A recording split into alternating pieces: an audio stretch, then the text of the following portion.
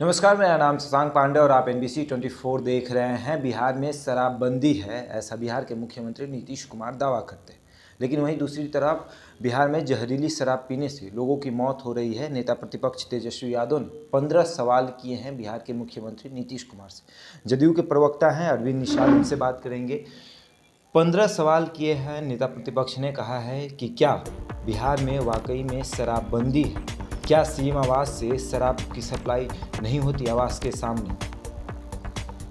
देखिए, राज्य में पिछले 2016 से पूर्णतः शराबबंदी है और सफलतम शराबबंदी है। देश के कई दूसरे राज्यों की राज्य सरकार ने शराबबंदी अभियान को सफलतापूर्वक लागू कैसे हुआ है बिहार में, इसको लेकर के अपना टीम भेजा और देश के दूसरे राज्यों ने भी इस पर अपनी बातें कही हैं। वो तो अपनी जगह पर है, लेकिन उनको सवाल खड़ा करने का कोई नैतिक अधिकार नहीं है। आज तक के शराबबंदी में जो भी लोग बड़े पैमाने पर पुलिस के अभियान में पकड़े गए हैं, वे राष्ट्रीय जनता दल के पदधारक रहे हैं। एक नहीं, अनेक उदाहरण मीडिया के हलकों में जो खबरें आई उससे यह बात पुष्ट होता है, प्रमाणित होता है। पहले अपने दल में ऐसे लोगों को पर कार्रवाई करें और शराबबंदी अभियान में जो उनका कदम होना चाहिए, सरकार के कदम के साथ उनको कदम ताल मिला करके चलना चाहिए। उनको बताना चाहिए कि किस प्रकार से शराबबंदी अभियान और सफलता प्राप्त हो सकता है इसके लिए उनको सुझाव देना चाहिए। के नेता लोग शराब बिकवाते हैं, जहरीली शराब बनाते हैं, ऐसा भी आरोप है। वही तो मैं कह रहा हूँ कि उनके पार्टी के कई पदधारक नेता शराब बेचते, शराब के धंधे में पकड़े गए। कई उनके नेता पकड़े गए, ये पुलिस के रिकॉर्ड में है, मीडिया में बातें आई हैं। तो पहले तो उस पर उनको ध्यान देना चाहिए। और जहाँ तक वो सवाल खड़ा कर रहे हैं, उनके सवाल में कोई दम नहीं है। राज्य में आमूलचूल परिवर्तन हुए हैं शराबबंदी से। देखिए, पहले शराबबंदी से पहले बिहार में सड़क दुर्घटना के मामले में कई लोगों की जानें जाती थी जो शराब पी करके गाड़ी चलाया करते थे। नहाई NHAI नहाई जो सड़क का निर्माण करती है, उसके रिपोर्ट्स में बिहार में सड़क दुर्घटना के मामले में शून्य है। ये बड़ी उपलब्धि है बिहार के लिए।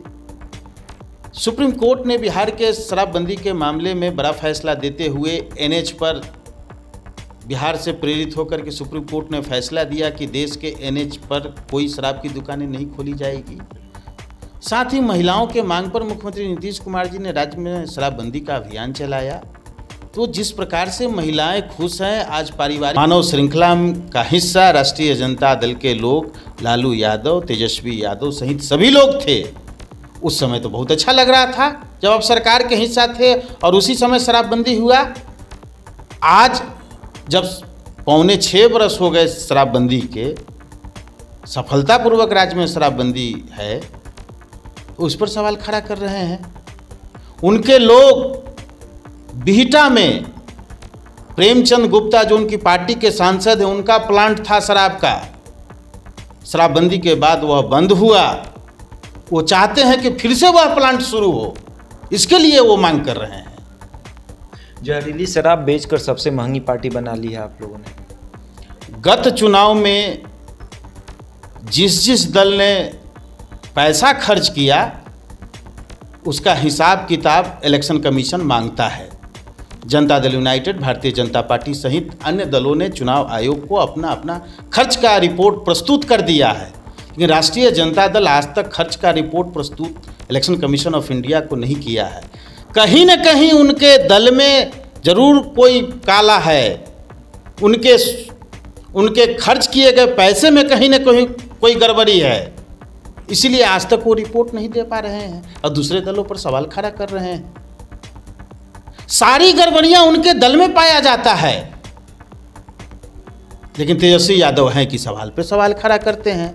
आखिर ये बताएं ना प्रदेश की जनता को कि 2020 के चुनाव में जो पैसे खर्च हुए उसका हिसाब किताब आप क्यों नहीं दे रहे हैं? ये सवाल तो है। शराबबंदी कानून जिस तरह से बिहार में शराबबंदी लागू है, जहरीली शराब पीने से लोगों की मौत हो रही है, सरकार उस पर क्या फैसला ले रही है? माननीय मुख्यमंत्री जी ने दृढ़तापूर्वक कहा है कि आगामी 16 नवंबर को हम शराबबंदी का व्यापक समीक्षा करेंगे।